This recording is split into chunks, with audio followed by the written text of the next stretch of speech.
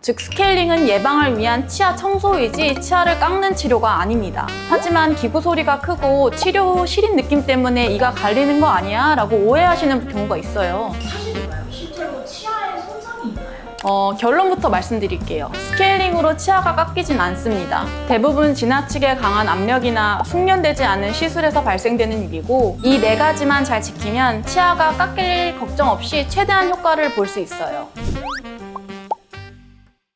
원장님 안녕하세요. 오늘은 정말 많은 분들이 궁금해하는 치아 방식 중 스케일링을 하면 이가 깎인다에 대한 걸 여쭤보려고 해요.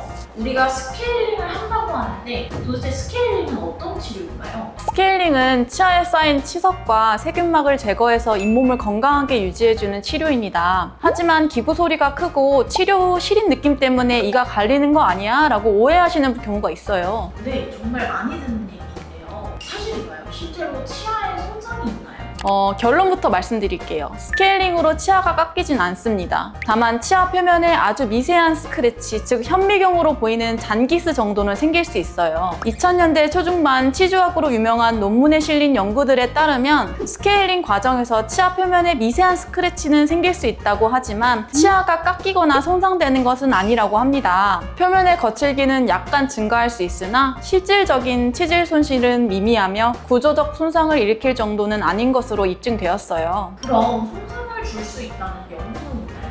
네, 있기는 합니다. 2010년 전후 일부 연구에서는 과도한 압력, 오래 지속된 시술 혹은 술자의 미숙한 테크닉에 따라 치아 표면의 거칠기나 마모가 생길 수 있다고 말하고 있어요. 하지만 이건 잘못된 사용의 경우에 해당되는 거예요. 대부분 지나치게 강한 압력이나 숙련되지 않은 시술에서 발생되는 일이고 일반적인 임상 상황, 특히 정기적인 예방 스케일링에서는 걱정하실 정도의 손상은 없습니다. 조금 더 깊이 있게 들어가자면 자연치가 아닌 레진이나 금리라든지 수복된 재료의 물성에 따라서도 조금씩 다를 수가 있으니 술자가 잘 보고 판단해야 합니다. 그렇다면 치아에 손상을 주지 않게 잘 하는 방법이 따로 있나요? 중요한 포인트를 잘 짚어주셨네요. 실제로 스케일링 시 손상을 줄이기 위한 여러 방법들이 연구되어져 있습니다. 2000년대 초반에 많은 연구들을 토대로 4가지 요약해보자면요. 첫 번째, 수기구보단 초음파 기구가 일정하고 예측 가능해서 손상을 줄일 수가 있습니다. 두 번째, 너무 세게 치면을 누르면서 하면 안 되고 약한 압력으로 행하줘야 하고요. 세 번째, 스케일러 팁이 15에서 20도 정도로 기울여서 치면을 지나가는 게 이상적입니다. 마지막으로 꼭 수분으로 냉각을 동반하여 열에 의한 손상 방지를 해야 합니다. 이 4가지만 잘 지키면 치아가 깎일 걱정 없이 최대한 효과를 볼 수 있어요. 그렇군요. 스케일링을 하면 이가 깎일 수 있으니 자주 안 하려는 분들이 있는데 오히려 스케일링을 안 하면 어떻게 되나요? 이가 깎일까봐 스케일링을 피하게 되면 치석이 계속 쌓여서 잇몸병이 약화되고 결국에는 잇몸이 내려앉거나 더 시리고 치아가 흔들릴 수도 있어요. 즉 스케일링은 예방을 위한 치아 청소이지 치아를 깎는 치료가 아닙니다. 너무 유익한 설명 감사합니다. 일반인인 저도 알 정도로 너무 쉽게 설명해 주셔서 이해가 잘 돼요. 마지막으로 정말 궁금한 게 있습니다, 원장님. 사람들이 스케일링 받을 때 시려서 하고 싶어서 못하겠다는 사람들이 정말 많거든요. 방법이 없을까요?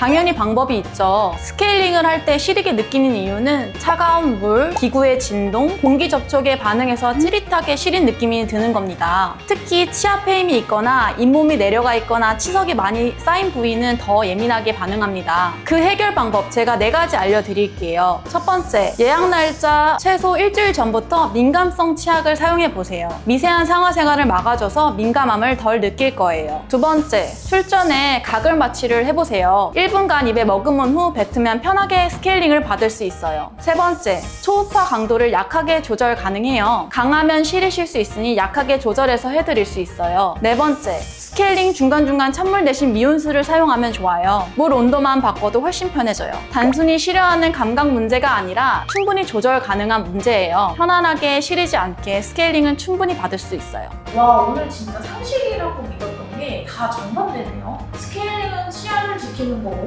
시려서 받기 어려워하는 분들에게 좋은 정보가 되었을 것 같아요. 네, 스케일링 깎지도 않고 시려도 충분히 조절 가능해요. 여러분의 소중한 치아를 현명하게 지켜가시길 바랍니다. 오늘도 좋은 정보 감사합니다, 원장님. 네, 지금까지 2 더하기 2 원장 정지수였습니다. 감사합니다.